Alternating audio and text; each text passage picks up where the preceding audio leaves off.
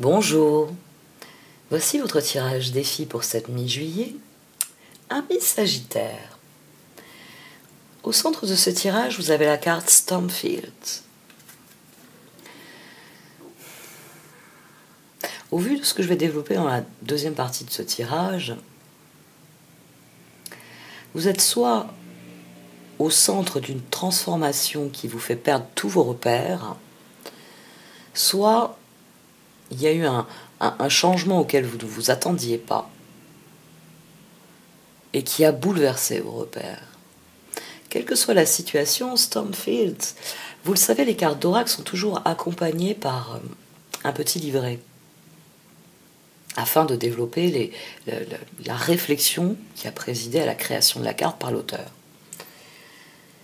Et c'est toujours assez amusant de voir l'image puis de lire le texte. Parce que le texte vient souligner que vous êtes cette maison-là. Cette maison qui essuie un orage, oui, qui essuie une tempête, d'accord, mais qui ne peut pas réellement détruire cette maison. Là, on a une carte qui vous dit que ce que vous avez construit est suffisamment solide pour résister à tout ce qui va se passer. Et que de toute façon, même s'il apparaît une fuite dans le toit, s'il y a un volet qui est arraché, s'il y a un arbre qui tombe, eh bien c'est que ça devait arriver tôt ou tard. C'est qu'il y avait une faiblesse à cet endroit-là.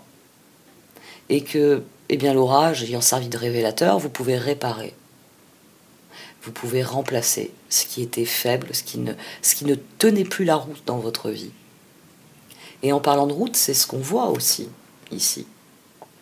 Une partie se cache derrière la colline.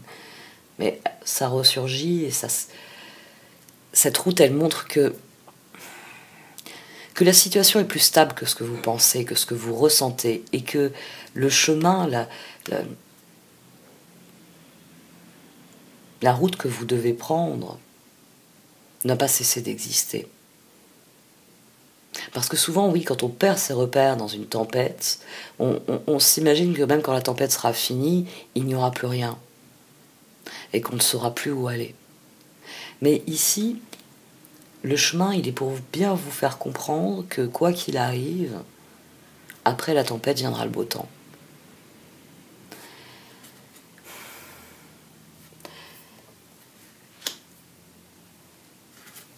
L'action nécessaire au progrès, c'est de retrouver vos repères. C'est une fois que cette tempête est passée, de prendre du recul sur la situation afin de déterminer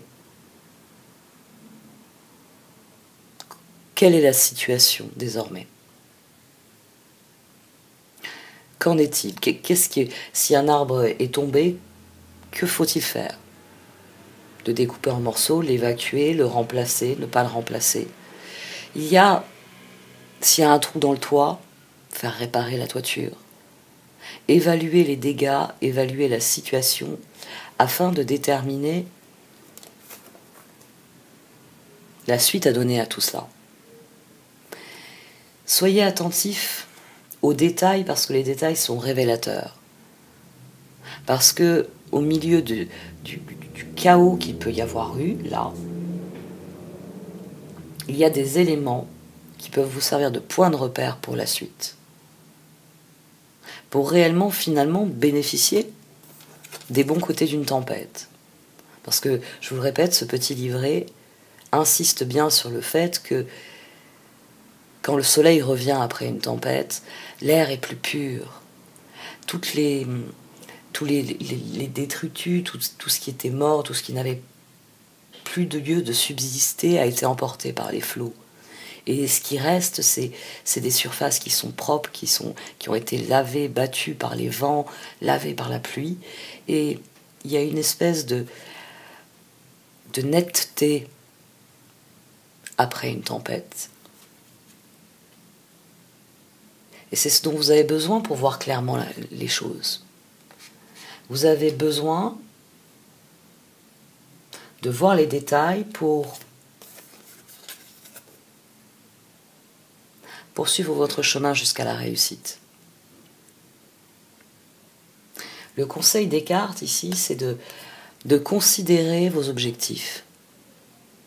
De bien avoir conscience qu'il faudra sans doute gravir des montagnes, traverser des déserts, des jungles, mais que ce sont vos objectifs qui doivent briller à l'horizon plus que tout. Deux cartes éminemment différentes, mais dont le propos est le même. Vous vous rappelez que c'est le chemin qui est important, c'est le cheminement qui est important.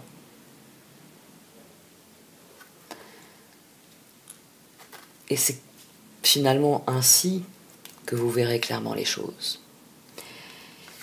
Vous avez un tirage qui est particulier parce que ce que vous voyez comme une tempête, quelque chose qui vous fait perdre vos repères, qui vous désoriente, peut-être qui vous empêche de progresser aussi, parce que quand on est terré à l'intérieur de la maison, on peut pas avancer sur le chemin.